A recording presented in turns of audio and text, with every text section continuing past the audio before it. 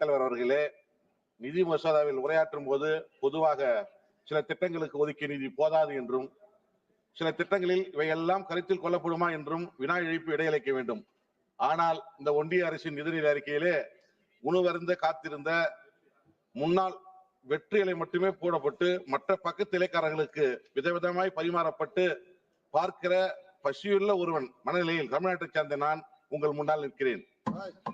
நமது நிதி பாதையை கோடிட்டு காட்டும் இந்த மசோதா கூட்டாட்சி முறையை புறக்கணித்து தமிழ்நாடு போன்ற மாநிலங்களில் உண்மையான தேவையை ஒதுக்கி தருவதாகவே தெரிகிறது.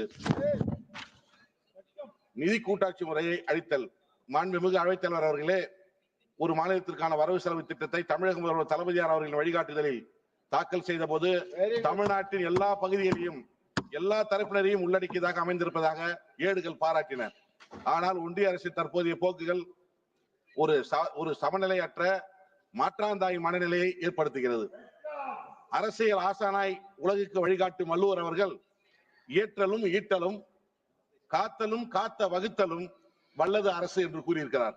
பொருள், வரும் வழிகளை மென்மேலும் இயற்றலும் வந்த பொருட்களை சேர்த்தலும் தவறான வழியில் நிதி போய்விடாமல் காத்தலும் காத்தவற்றை முறையாக வகுத்து செலவு செய்வதுமே நல்ல அரசாகும். தமிழக முதல்வர் தளபதியார் இதை பின்பற்றுகிறார் என்பது உலக அறிந்த விஷயம். இப்போது பார்த்தால் வரி வருவாயில் தமிழ்நாட்டிற்கான பங்கு குறிப்பிடத்தக்க சரிவை கண்டுள்ளது. 9வது நிதி ஆணையத்தின் கீழ் 7.831% இருந்த நிதி 15வது நிதி ஆணையத்தின் கீழ் வெறும் 4.079% வெறும் 4.079% குறைந்துள்ளது.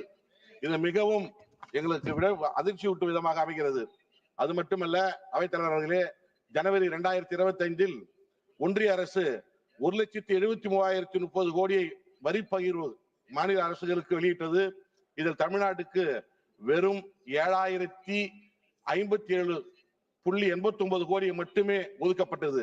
அதே உத்தரப்பிரதேசத்திற்கு 31,039.84 கோடியை பெற்றது. இது மிகவும் வேதனை அளிக்கிறது. இந்த அடிப்படையில் ஏற்றத்தாழ்வு ஒரு வகுப்பில் சிறப்பான செயல்படும் மாணவருக்கு பாடம் நடத்தாமல் தண்டிப்பது போன்றதாகும்.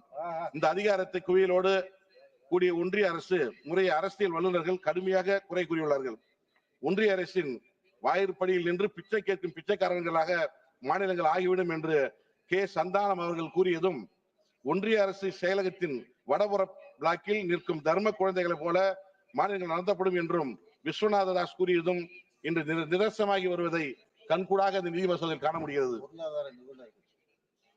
ஜிஎஸ்டி இழப்பீடு. மாண்புமிகு அவைத்தலைவர் அவர்களே, மாநிலங்கள் அடையக்கூடிய வருவாய் இழப்புகளுக்கு இழப்பீடு வழங்குவதற்கான உத்தரவாதங்களுடன் கூடிய சரக்கு மற்றும் சேவை வரி ஜிஎஸ்டி அறிமுகப்படுத்தப்பட்டது. இருப்பினும் இழப்பீட்டு காலம் நிறுத்தப்பட்டதால் மாநிலங்கள் நிதி நிச்சயமற்ற தன்மைக்கு போராடி வருகின்றன. வலுவான உற்பத்தி மற்றும் சேவை துறைகளுக்கு பெயர் பெற்ற தமிழ்நாடு மோசமாக பாதிக்கப்படுகிறது. கோவிட்-19 இந்த உருவாகிய எதிர்பாராத நிதி நெருக்கடிகள் காரணமாக எமது தமிழ்நாடு அரசு பிற மாநிலங்களும் ஜூன் 30, 2022 அப்பாலும் ஜிஎஸ்டி இழப்பீடு செஸ் வரி நீடிக்க கோரின. ஜிஎஸ்டி இழப்பீடுக்கு ஜெஸ் காலக்கெடு சுமார் 2026 வரை நீடிக்கப்பட்டாலும் கூடுதல் நிதிகள் ஒன்றிய அரசுக்கு பயனளிக்கின்றன. ஆனால் மாநிலங்களுக்கு இழப்பீடு வழங்குவதற்கு ஏற்பாடுகளை உள்ளடக்கவில்லை. மேலும் ஒன்றிய அரசு அது நீடிக்கவில்லை. இதன் காரணமாக தமிழ்நாடு ஆண்டுதோறும் 20,000 கோடி இழக்கும் என்று மதிப்பிடப்பட்டுள்ளது. முதலமைச்சர், எங்களது தமிழக முதலமைச்சர் அவர்கள் திரு மு க ஸ்டாலின் 20,000 கோடி இழப்பை குறித்து இந்த பிரச்சனையை தொடர்ந்து எழுப்பி வருகிறார் என்பதை தாங்கள் வழியாக தெரிவித்துக் கொள்கிறேன். விவசாயிகளின் துயரம். நாட்டின் முதுகெலும்பு விவசாயம். தமிழ்நாட்டை சேர்ந்த அனைத்து விவசாயிகளும் அதிகரித்து வரும் இயற்கை இடர்பாட்டை சவால்களாக எதிர்கொள்கிறார்கள். அதிகரித்து வரும் செலவுகள் மற்றும் கால மாற்றத்தின் தாக்கங்கள் இவர்கள் நிலை மேலும் மோசமாகியுள்ளது. இருப்பினும் நிதிநிலை மசோதாவில் நிலையான விவசாயத்தை ஆதரிப்பதற்கு கணிசமான நடவடிக்கை இல்லை என்பதை நான் இங்கு கூற விரும்புகிறேன். அடுத்தது, பயிர் காப்பீடு திட்டங்களுக்கான ஒதுக்கீடுகள் குறைக்கப்படுவது கவலை அளிக்கிறது. போதுமான காப்பீடு இல்லாமல் விவசாயிகள் இயற்கையின் மாறுபாடுகளை ஆளாக நேருகிறார்கள். பிரதம மந்திரியின் பைசல் பீமா யோகாஜனாவின் கீழ் செலுத்தப்பட்ட காப்பீடு கோரிக்கைகள் 2017-18 முதல் குறைந்து வருகிறது.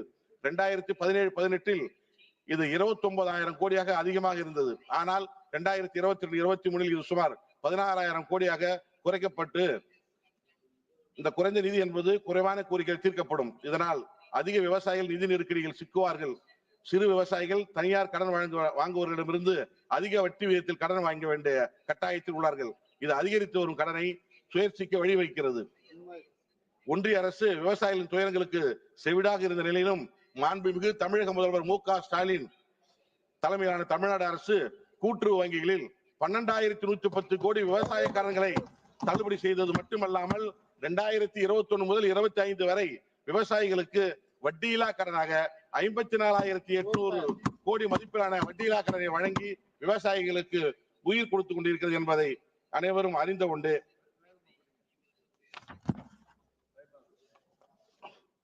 உட்கட்டமைப்பு மற்றும் புறக்கணிப்பின் கதை. பொருளாதார வளர்ச்சியில் முதுகெலும்பு உட்கட்டமைப்பாகும். இருப்பினும் தமிழ்நாட்டில் முக்கிய திட்டங்கள் தொடர்ந்து கவனிக்கப்படவில்லை. 3 ஆண்டு கால தொடர்ச்சியாக போராட்டங்களுக்கு பிறகு சென்னை மெட்ரோ ரயில் விரிவாக்கம் நிதி வெளியிடப்பட்டது. அதேபோல் மதுரை எய்ம்ஸ் திட்டத்தை கட்டுமான பணி அடிக்கல் நாட்டியதோடு சரி, இன்னும் அந்த பணியும் முடியவில்லை. பொதுமக்களுக்கு அந்த பயன்பாடும் அந்த எய்ம்ஸ் மருத்துவமனை அளிக்கப்படவில்லை என்பதை இதன் மூலம் தெரிவித்துக் கொள்கிறேன். ஆனால் தமிழக முதல்வர் அவர்கள் கலைஞர் நூற்றாண்டு என்ற ஒரு மருத்துவமனை 15 மாதங்களிலே 1000 படுக்கை கொண்ட ஒரு மருத்துவமனை உருவாக்கி பொதுமக்களுக்கு பயன்பாட்டில் கொண்டு வந்து அனைத்து மக்களும் பயன்பெறுகிறார் என்பதை இதன் மூலம் தெரிவித்துக் கொள்கிறேன். சமூக நலனை குறைப்பதற்கு உட்படுதல் பின்தங்கிய ஒரு படி. மாண்புமிகு அவைத்தலைவர் அவர்களே, கல்வி, சுகாதாரம் மற்றும் சமூக பாதுகாப்பை உறுதி செய்வதில் மாண்புமிகு தமிழக முதல்வர் அவர்கள் சீரிய காட்டுவதில் தமிழ்நாடு முன்னோடியாக உள்ளது. மகாத்மா காந்தி தேசிய ஊரக வேலைவாய்ப்பு உத்தரவாத சட்டம் MGNRGA, மதிய உணவு மற்றும் விளிம்புநிலை சமூகங்களுக்கான உதவித்தொகை போன்ற திட்டங்களுக்கான நிதி மசோதாவில் குறைப்பு அல்லது தேக்க நிலை பல 10 ஆண்டு காலம் முன்னேற்றத்தை பின்னுக்கு தள்ளும் அச்சுறுத்தி வருகிறது என்பதை இதன் மூலம் தெரிவித்துக் கொள்கிறேன். அந்த MGNRGA மாண்புமிகு அவைத்தலைவர் அவர்களே, தேசிய அளவிலான மகாத்மா காந்தி தேசிய வேலைவாய்ப்பு உறுதி திட்டத்தை MGNRGS செயல்படுத்தி தமிழ்நாடு அரசு எப்பொழுதும் முன்னோடியாக செயல்பட்டு வருகிறது. நபர் நாட்கள் உருவாக்கம், பெண்களின் பங்களிப்பு, மாற்றுத்திறனாளிகளுக்கான வேலை மற்றும் சரியான நேரத்தில் ஊதியம் வழங்குதல், வேலையை முடித்தல் மற்றும் சொத்துக்களை உருவாக்கம் போன்ற அளவுகளில் தமிழ்நாடு எப்பொழுதும் சிறந்து செயல்திறன் கொண்டு மாநிலமாக இருந்து வருகிறது. 24-25 ஆண்டில் 10/3/25 வரை 29.79 கோடி நபர்கள் நாட்கள் எட்டப்பட்டுள்ளது. மேலும் 24-25 ஆண்டிற்கான தொகுதியாளர் பட்ஜெட்டில் 35 கோடி நபருக்கு நாட்களாக திருத்தியதற்கான முன்மொழி இந்திய அரசின் ஊரக வளர்ச்சி அமைப்பிற்கு அனுப்பப்பட்டுள்ளது. அதுபோல 10/3/25 வரை எந்த நிதியும் வெளியிடப்படவில்லை. இதனால் தமிழ்நாட்டில் உள்ள தொழிலாளர்களுக்கு 2.839 கோடி மொத்த ஊதியம் MGNRGA வழங்கப்படவில்லை. இதனை உடனடியாக வழங்க வேண்டும் என்பதை ஒன்றிய அரசை கேட்டுக் கொள்கிறேன். அது மட்டுமல்ல, கல்விக்கு தமிழக முதல்வர் 2,172 கோடி நிறுத்தப்பட்டுள்ளது. ஜல்சக்தி திட்டத்துக்கு 3000 கோடி நிறுத்தப்பட்டுள்ளது. தமிழ்நாட்டு மக்கள் தொடர்ந்து ஒன்றிய அரசால் புறக்கணித்து வருகிறார் என்பதை இதன் மூலம் தெரிவித்துக் கொள்ள நான் கடமைப்பட்டிருக்கிறேன். இந்திய ஒன்றியத்தின் வளர்ச்சி பாதையில் கொண்டு செல்வதில் முதன்மை பங்கு வகிக்கின்றது. இந்திய ஒன்றியத்தை உலக அளவில் எழுந்து நிற்க செய்வதில் பெரும் பங்காற்றுகிற தமிழ்நாடு போன்ற மாநிலங்களை வலிமைக்க செய்தால் இந்திய ஒன்றியத்தின் நிலை என்னவாகும் இருக்கும் என்பதை இந்த மாமன்றத்தில் சிந்தித்து பார்க்க வேண்டும். ஒவ்வொரு மாநிலமும் செழித்து வளர, ஒவ்வொரு குடிமகனும் முன்னேற்றம் பெற மற்றும் நமது கூட்டாட்சி அமைப்பு வலுவாக இருக்க ஒரு இந்திய ஒன்றியமே எங்கள் தொலைநோக்கு பார்வை. நமது நிதி கொள்கையை இந்த லட்சியங்களை பிரதிபலிப்பதையும் பன்முகத்தன்மையில் ஒற்றுமையையும் வளர்ப்பதையும் உறுதி செய்வதும் இந்த மாமன்றத்தின் பொறுப்பாகும். நன்றி, வணக்கம். தமிழ்நாடு போராடும், தமிழ்நாடு வெல்லும். தேங்க்யூ माननीय सदस्य श्री अमराराम जी।